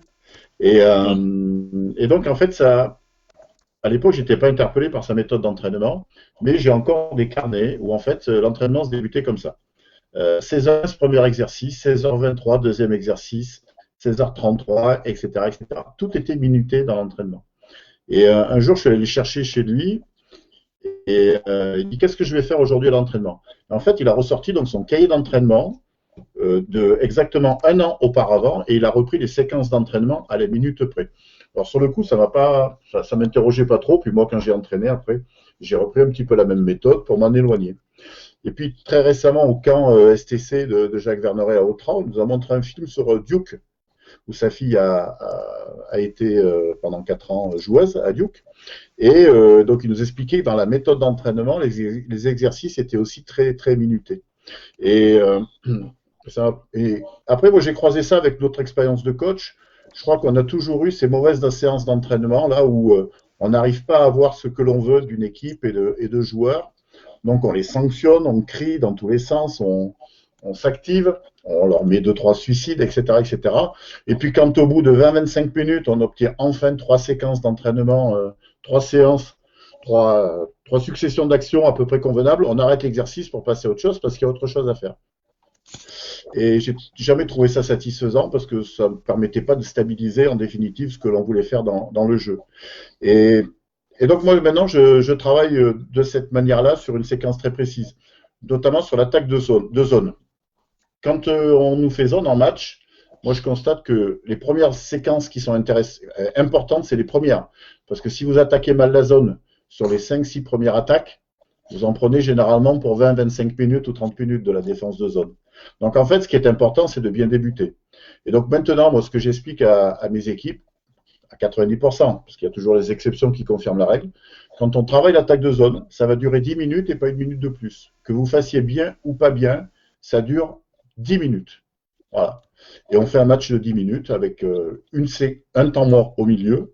Et l'objectif, c'est d'obtenir pendant ces 10 minutes le maximum de concentration et donc d'avoir quelque chose qui est extrêmement précis dans le temps.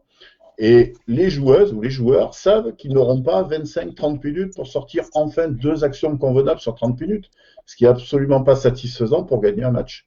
Et donc, le fait de travailler de cette manière-là, ça oblige les joueurs à... Voilà. Mais il m'est arrivé où pendant 10 minutes, c'était mauvais. Et de par mon grand âge et mon expérience, j'accepte maintenant de faire 10 minutes mauvaises et de ne pas continuer. Et ça fait rien. Et je dis aux joueurs, tant pis, vous n'êtes pas arrivé en 10 minutes à produire ce qu'on a à produire, tant pis, on passe à autre chose. Et la prochaine fois, il faudra être plus concentré dès le départ. Et du coup, j'ai un peu étendu ça à plusieurs thématiques de jeu, parce que pourquoi que pour l'attaque de zone. Voilà, j'ai éliminé un petit peu toutes ces séquences qui durent 20-25 minutes sans obtenir ou en obtenir à la fin 2 séquences intéressantes. Et à ce moment-là, on s'applaudit, ouais, super, on a bien bossé. Non, on n'a pas bossé pendant 25 minutes. Voilà, petite expérience rapide. Très intéressante en tout cas. Daniel, tu veux rebondir par rapport à ça? Alors, ouais, bien sûr. Bon, après, moi, je mets plus les 12 minutes, 14 minutes à côté de ce que je fais sur un exercice. Je sais que je prévois un certain nombre d'exercices. J'ai mes 2 heures d'entraînement. Maintenant, dans le basket fauteuil, la fatigue n'est pas la même. Je joue avec eux de temps en temps, enfin quand on n'a pas de compétition et surtout sur les périodes de vacances en juin. Donc je me suis mis sur le fauteuil, je me suis rendu compte d'une chose, c'est-à-dire qu'à mon âge, à 56 ans, en basket valide, quand je joue avec mes potes à Noël, ou les rares fois où je joue 5 minutes et je suis rincé. En fauteuil, on peut jouer, même en étant plus âgé, parce qu'on ne fait pas de cardio. On fait de la force, c'est beaucoup de la puissance musculaire, on est rincé, on a les mains dans un état lamentable, mais on fait pas de cardio. Donc du coup, le temps d'exercice peut être plus long. Que ce soit bien réalisé ou mal réalisé, on peut faire des temps d'exercice plus longs qu'en valide. Voilà, moi je sais que avant, je dépassais pas 12 minutes en valide mes exercices, parce que je pense que si on met de l'intensité, c'est énorme. Maintenant, là, moi j'ai adapté mes temps d'exercice et je fais moins d'exercices, mais je fais des durées un petit peu plus longues. Philippe, tu veux rebondir également? Oui, moi je suis un petit peu comme Daniel, hein. J'ai laissé tomber le minutage de ma séance depuis bien longtemps. Ce qui m'intéresse, c'est que généralement je mets quelques exercices que j'aimerais pouvoir faire et selon comment l'entraînement évolue, je les place tous ou je les place pas. Donc j'essaye de ne pas faire trop long. Pour éviter de lasser, et un peu comme Jean-Claude, si je vois que ça fonctionne pas, j'arrête. Je vais donner beaucoup plus d'importance à du jeu derrière plutôt qu'un exercice mal fait, en sachant que l'exercice mal fait n'est pas prépondérant et moins prépondérant, et je pourrais revenir dessus. Ça, c'est pour les seniors. Mais par contre, pour ce qui est des jeunes, je vais fonctionner un petit peu différemment, dans le sens où on sait très bien qu'une progression, elle est par escalier, elle n'est pas linéaire, une progression. Donc, je peux très bien travailler sur un exercice que je vais revoir. Dans un premier temps, je vais le placer très souvent, puis que je vois que ça ne fonctionne pas du tout, je vais l'arrêter et je reviens dessus un mois après. Et aux surprises, ça fonctionne. Et c'est ces espèces de progression en escalier chez les jeunes qu'on a moins chez les seniors du coup, puisqu'ils partent de plus haut. Et du coup, voilà, j'aime pas forcer sur un exercice qu'on n'arrive pas à faire. J'aime pas forcer pendant des heures et des heures, surtout avec les petits. Si ça marche pas, ok, on reviendra dessus plus tard. Ils ont peut-être pas encore toutes les habiletés pour pouvoir le faire. Mais voilà, j'aime pas trop rester trop longtemps sur un exercice. Merci Philippe. Passons maintenant à la dernière question qui est en fait une conclusion, qui va être la conclusion, c'est voilà. Quelle serait pour vous la séance type idéale? Daniel? J'ai pas entendu. Quelle serait la séance type idéale pour vous? Je pense que la séance type idéale, il faut qu'on sorte tous en ayant pris beaucoup de plaisir. Voilà, que ce soit les joueurs ou l'entraîneur. Qui est une séance, pour moi, je pense qu'on en avait parlé souvent à l'époque à plein de choses. C'est un jeu de transition. Francis Jordan l'avait dit, ouais, c'est quelqu'un que pareil, s'il nous regarde, je lui passe le bonjour. Quelqu'un que j'apprécie beaucoup. Tout est transition dans le basket. On passe d'une touche en match, on passe de la défense à l'attaque, de lancer franc sur un rebond, d'un rebond sur une contre-attaque. Voilà, tout est fait de transition. Donc, notre basket est fait de plein de choses. Et je pense que sur les séances, surtout chez les jeunes, il faut aborder beaucoup de choses dans les séances. Faire du spécifique, ça viendra plus tard avec la quantité d'entraînement où on peut se permettre de faire des choses. Moi, effectivement, la séance du vendredi, je fais que du shoot, mais j'aime bien aussi faire du shoot avec des petites oppositions, avec du 2 contre 2, avec de la défense légère pour apprendre à tirer sur la défense, parce que faire du shoot des heures sans rythme et sans défense, c'est une fois qu'on a maîtrisé les fondamentaux, bien sûr, parce qu'à un moment donné, il faut apprendre à tirer. Ça, c'est une obligation de placer ses pieds, d'avoir une attitude correcte, une gestuelle correcte, bien que la gestuelle est encore une chose, hein, on peut toujours en discuter. Avoir une gestuelle parfaite et pas mettre un panier, ça sert à rien. Avoir un shoot exécrable, mais mettre tous ses shoots, c'est intéressant. Hein. Le but du jeu, il est là. Ok, on apprend l'esthétique à nos joueurs, et que nos joueurs soient élégants, c'est important, mais qu'ils soient efficaces, surtout, c'est quelque chose de très important, voire de primordial. Donc moi, quand je sors d'une séance et que j'ai pris du plaisir et que mes joueurs, je sens qu'ils ont pris du plaisir, voilà, je pense que c'est ça une séance réussie. Pareil, je vais revenir à Georges-André Jazevic, mais il m'a toujours dit que quand on revoit ses joueurs 20 ans après ou 30 ans après, il faut qu'ils aient plaisir à venir manger avec toi et à discuter. Et c'est vrai qu'on peut pas faire l'unanimité, on en est bien conscient, on n'est pas dans un monde de bisounours, on a toujours mis des joueurs de côté, on s'en est pas assez occupé ou pas assez bien à leur avis.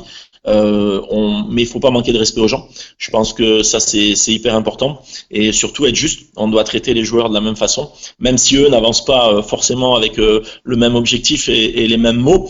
Mais voilà, bon, j'espère quand à un moment donné j'ai été entraîneur de joueurs qui sont passés depuis maintenant maintes années. J'espère que voilà, on a plaisir à se revoir 20 ans après, à discuter. Je pense que Facebook a un truc extraordinaire là-dessus, surtout à l'heure actuelle où on retrouve beaucoup d'anciens joueurs à qui je passe le bonjour d'ailleurs à tous mes anciens. Et voilà, on se revoit, on a pris plaisir. Donc pour ça, c'est ces séances, ces entraînements, c'est un bon moment. On vit une passion.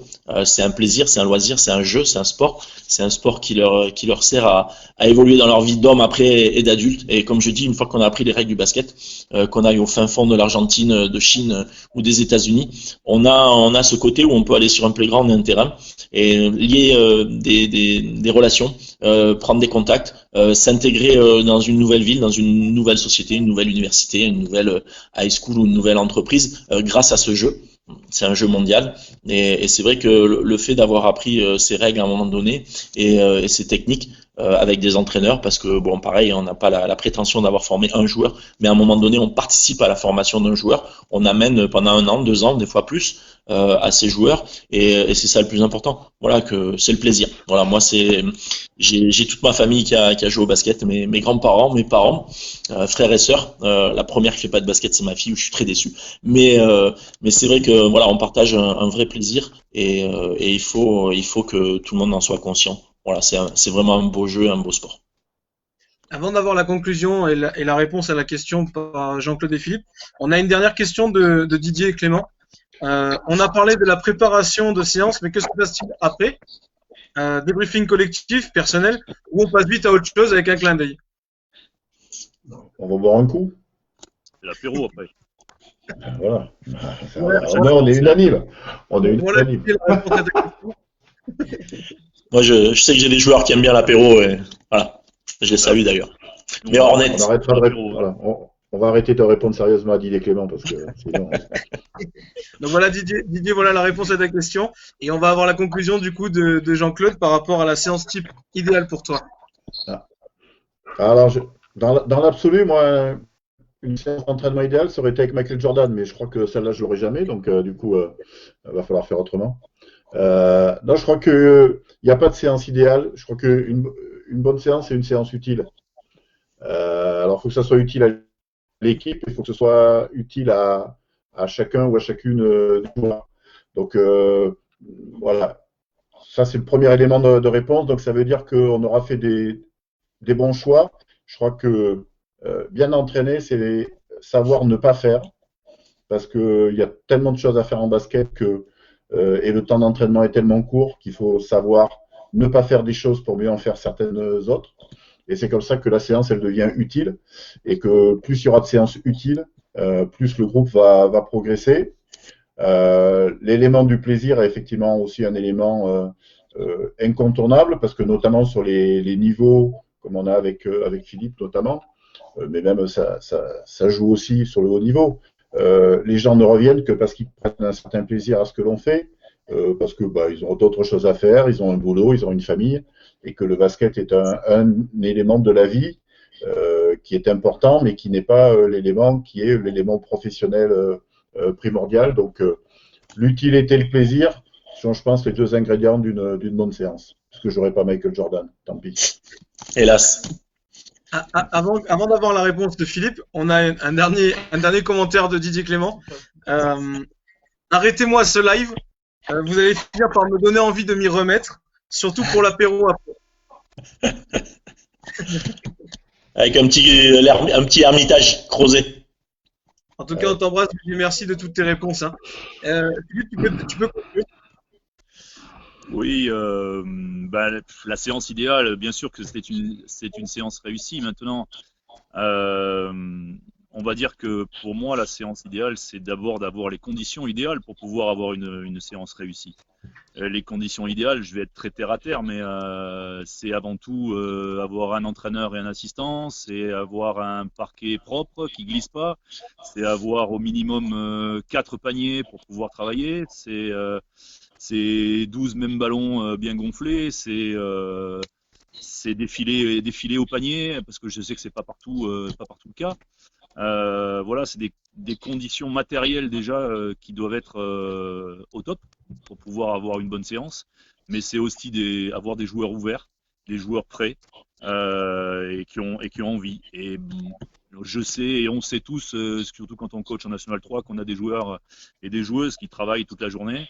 Qui arrivent à l'entraînement le soir, ils arrivent avec leur bagage, avec leur bagage de la journée, leur bagage de la semaine, et c'est pas toujours, on n'est pas toujours prêt à avoir la séance idéale parce que on vient tous avec notre histoire sur le dos, et on espère et on fait tout pour que ce soit l'idéal, et je sais que j'attache moi énormément d'importance à tous ces détails-là. À l'état des chasubles, que ça soit propre, l'état des tenues. Si je dois leur acheter moi-même des tenues d'entraînement, je leur achète des tenues d'entraînement. Mais je souhaite véritablement mettre tous les bons éléments du bon côté pour pouvoir favoriser cette réussite-là. Ça marche pas tout le temps. Avant de remercier nos intervenants du jour, j'en profite pour vous annoncer le live de mercredi en compagnie d'Alexandre Mikhailov, qui est entraîneur national 1 au Cavigal de Nice, Faisal Renam qui est également entraîneur national 1 à Montfond. Et on aura la présence également d'Antonia Martinez qui est CTF du comité VAR et qui est également sur les U15 France du SMUC cette année. Donc voilà pour le live de mercredi. En tout cas, je remercie très sincèrement les intervenants du jour. Ils ont été au top comme d'habitude. Dites-nous si vous avez aimé ce live et surtout à très bientôt. Au revoir. Au revoir.